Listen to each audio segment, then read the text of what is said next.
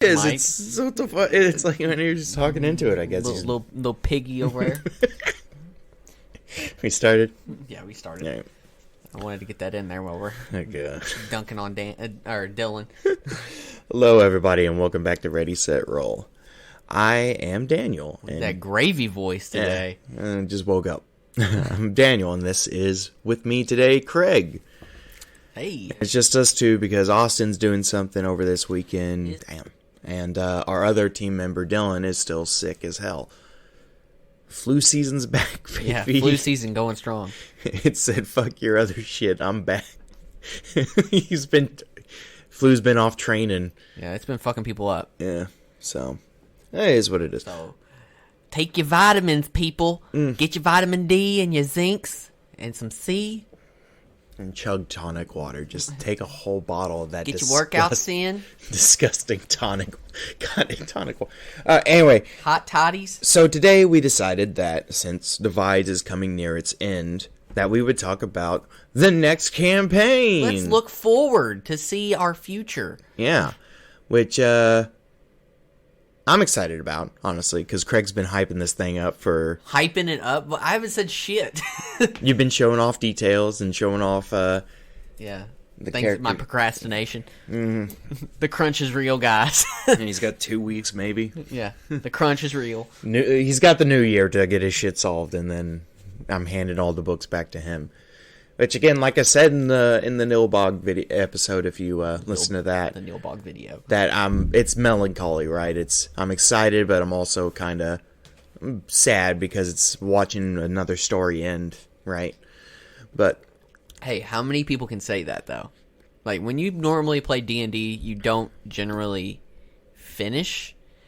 I can't tell you how many times I know of where we would start something and just kind of fizzle out. And then you get all your friends back together, and it's been so long since the last time you played, so you just start something new again. And we're about to finish our second. And at least in recording terms. Yeah. Me and Craig together have finished, like, 2 before that, which is pretty awesome. So, today we're deciding to talk about Craig's campaign, how he's thought of the idea, how he set up the system, what rules are staying the same, what rules are changing, and potential character creation as well. So, for one, I'm going to call it Legend. Legend? Yeah, Ready, Set, Roll Legend. Okay. That's what you guys will figure it out later. Like, I don't want to really give too much away. But it will be set in modern times. Like, the premise or how we're gonna start. It's not gonna be too much of a spoiler to let you guys in on this because it's gonna rapidly change. Like as soon as we hit go, it's gonna change pretty quickly. So I know you guys. Excuse me, shit. There are a lot of Travel Channel-esque type shows out there, and this is going to be a film crew of one said failing Travel Channel-esque type show. So go ahead and try to figure out what you want to call your show, but you will be a failing type of show, whether or not that is like a Anthony Bourdain, we're going to go and try to eat different foods around the world, or we are like a Josh Gates type of person where we go to like solve mysteries and ghosts and shit from like or look for Bigfoot and his Destination Truths, or maybe it's you are one of those shows that kind of look at ancient ruins and stuff and you're like, how did they do this? This ancient aliens. We're trying to get to we're part of the film crew of Survivor, but went to the wrong island. It's just like, oh, shit. We fucked up, guys. We can get to the boat. Oh, God, there was a hole. Fuck. There's no hotels on the island. Where are we going to stay? I need my 12 hours of sleep before the next event. It is in my contract. I have a TiVo. Oh, shit. So, that was a Simple Jack reference there. Yeah, Tropic Thunder. So, for rules on your campaign, how close to regular D&D are you sticking? Pretty much, we're gonna stick with regular ass D&D. I like our crit table rules. I love our crit table rules. I was also thinking about extending the crit table rule to you roll a D100. Oh. And this goes both ways. If you get crit by a monster, a D100, if you roll a 100 on the D100, that's an instant death. What the fuck? Yeah. I mean, it's a low roll, like a chance that it could happen, but I feel like it gives weight to the crits. That's terrifying, though. Yeah. Just instant. I mean, but that gives weight to the death, right? Like the crit success. I was also thinking about doing, like, with a crit fail, maybe you break an arm or something. Ow. On a D100 roll, you get 100, you trip, you pull something, you fall, you break an arm, then until you can mend that thing, you're going to end up having negatives to your roll. You know, that way it gives weight to these rolls. Roll a D100 on a crit fail, you impale yourself on the enemy's weapon, die instantly. Ah, damn it. Damn it, it's the first day! Shit! Another thing I'm going to change, so obviously we are people, and generally speaking, unless you're David Blaine, you don't have magic. So I'm going to basically give them the option of these classes to start out as. You're going to have a fighter, you're going to have the thief, the ranger, and monk. And then I also thought about throwing in the cleric, but we'll make them like a fighty cleric. Later on in the game, they will have access to magic stuff. Mm-hmm. So, but at the start of the game, you're not. So if you are a cleric, you know, I know you get like a couple cleric spells, blah, blah, blah, blah. We'll just kind of say you get med kits and shit like that. Yeah. Okay. And lastly, I am changing the spellcasting rules. In the Dungeon Master's Guide, there is an alternative way to run spellcasters. Oh. On page 289, the alternative way to run spellcasters is a spell point cost system. So it's basically you get a mana pool and instead of spell slots. So with the you get to pick your spells, you'll get a pool, and it's kind of like a cash system. So it's like I can buy up to this many spells type of deal. But at the same time, you can use this mana pool as, like, instead of spell slots where you only get one fireball, I can just blow my load and I can shoot fireball 3 fucking times. But then I won't have any spells for the rest of the day. Right. You get your spell slots back at a long rest. So, yeah. So if you want to, you know, it's basically combining your lower level spells so that you can use your higher level spells more often. Okay. Or you don't have to, instead of having a level 3 spell slot that you're not using, you can still use those spells that your mana pool to use your lower level spells more often. Okay. So that you're not losing out on, you know. Does that make sense? Instead of upcasting, it's yeah, like... you can downcast too, so that way it gives you a little bit more versatility with your spells. Right. Obviously, speaking with the classes that I've given out, there are magical variants in those classes. You know, the Arcane Trickster, the Eldritch Knight, the Rangers after level 1 start to get spellcasting. Clerics, as we already said, they get spellcasting. Monks, they get key points, which is a little bit different, but fuck it. Same thing. Yeah. And so, also, this is just a confirmation because I know the 1 D&D will be coming out probably within the time frame. Will we be switching to 1 D&D? I don't know what the fuck that is. So I think we're just going to stick with 5e. I don't want to jump into a system that I don't have a good grasp on because I don't feel like it's fair to the players or fair to the audience. Yeah. Maybe once we get going and, you know, I try this system out or Dan tries the system out a couple times, we can figure out how we feel about it then, and then we can switch. But at the time, I think, you know, I don't want to shorthand you guys, and then there would be, if we do that, there would be a lot of we got to check the rules real quick, and I just kind of want to streamline it.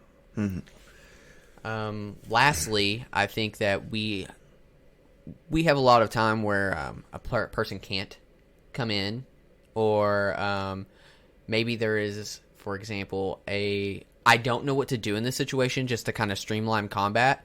I want each of our players to come up with this is my standard. Like, if I don't know what to do, I'm doing this. If I'm not here, my character will do this in combat. Okay. So does that make sense? Yeah.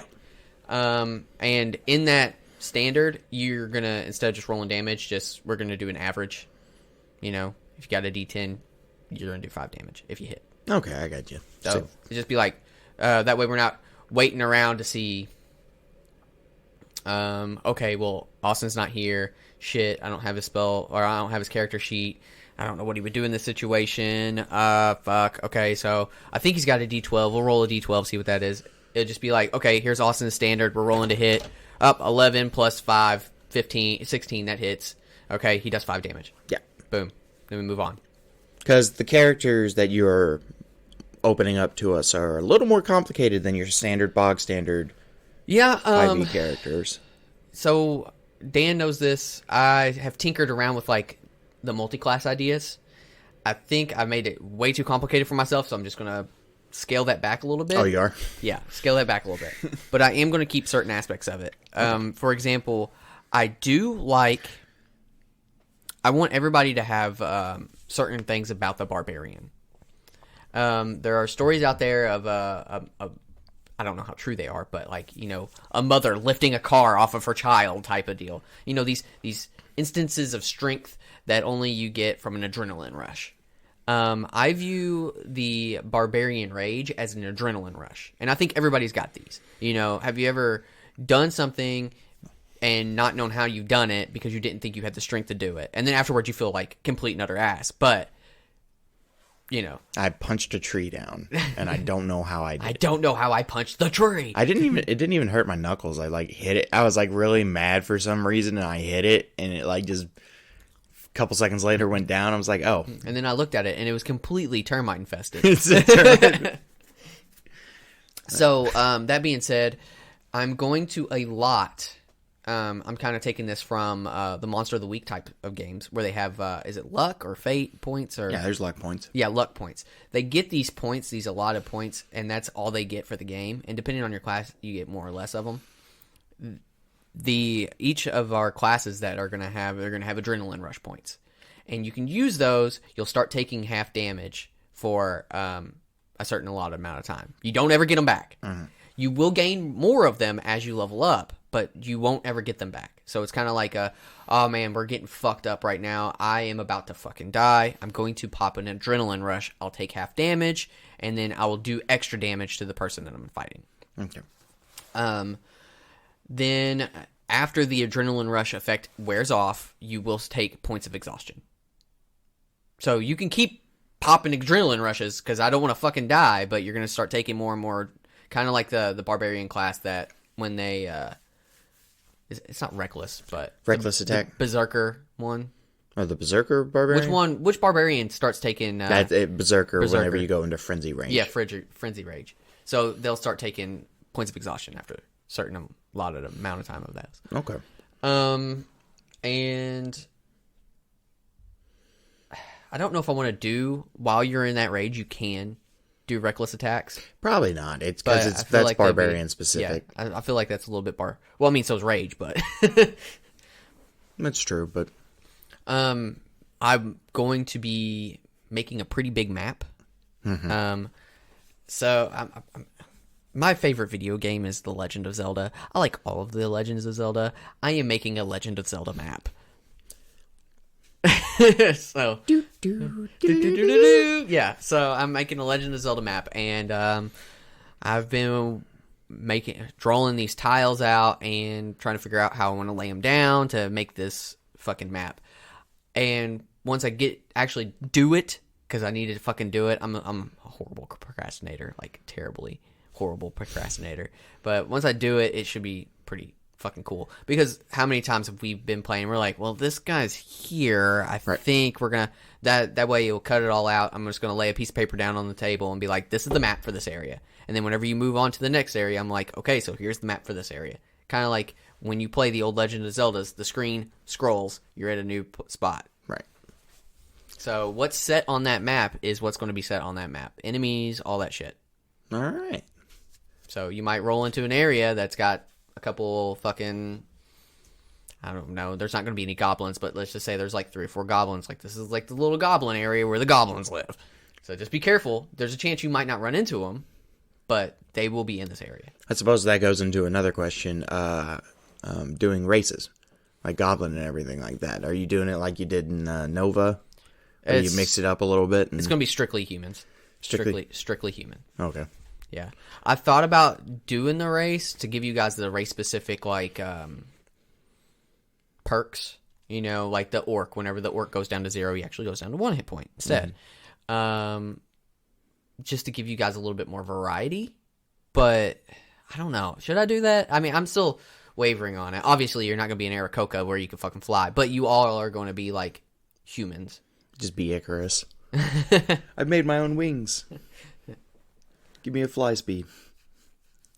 So, I mean, that's something I need. Like, so, I didn't want to really release too much and give you guys too much, knowledge on it. But I am open to that if you guys think that. That's game day decision. Maybe I want to be a Tabaxi and just so I can get the extra, like, the dash and jump, because I feel like my characters are just a little bit more agile. You're just a really good sprinter. Yeah, back in my day, I was a D2 track and field. 10 seconds, 100 meter. Yeah, I used to play football. 440. But for the most part, yeah, that's what I think. I'm not missing anything. Is there any questions you have? Honestly, I think all the details got splayed out. Like I said, I'm a big fan of all your maps whenever you do them and everything, and seeing your world building maps and all that. So I'm kind of excited to see what the map's going to be and everything, and how we're going to traverse it, and yeah, I'm a fucking madman. How the dangers are going to be. In step with Legend of Zelda, there will be items that you get that will help you progress throughout the map. So there's going to be areas that you can't get to until you have the item to traverse the map. And secret tunnels and caves. Are we going to get bombs? Maybe. Maybe. So, for example, you might get a belt of strength or something to help you move boulders out of the way, or you might get long jumping boots so you can jump across certain, like, paths that have been, like a bridge that's down. Okay. So, but you'd have to parse those out. It's not like everybody's going to have that ability. Kind of like a Pokemon. You can't give... I mean, you can, but... You can give one Pokemon every ability, but then you run out of the HMs and TMs at you. You kind of have, like, that one Pokemon that you don't really like, but he's a normal Pokemon, so you can use every single HM, and he's just kind of like your go-to. Come here, Bidoof! Bidoof used Cut, and then he used Fly. How did he use Fly? I don't know. He's Bidoof. No, I think that's all I've got. Cool. I think we got it pretty splayed out. And for getting splayed out, tune into the last bits of Ready, Set, Roll Divides. We're coming to the end game. Probably got about 3 to 4 episodes to go. Yeah, and then when we're done with that, bring your Mediterranean food because we're going to Greece. Woo! Wait. What? Yep, that's where we're leaving it. All right. Unless you got anything else, Craig? No, stay tuned. Hopefully we can get everybody together. These past 2 weeks we've been trying to get people together, but it's like we said, it's flu season, and then Austin had something happen, so we'll get back with you all. I just didn't want to leave you guys without anything this week, so. Yeah. Well, thank you so very much for listening to Ready, Set, Roll, and we'll catch you next time. Later. Bye. All right.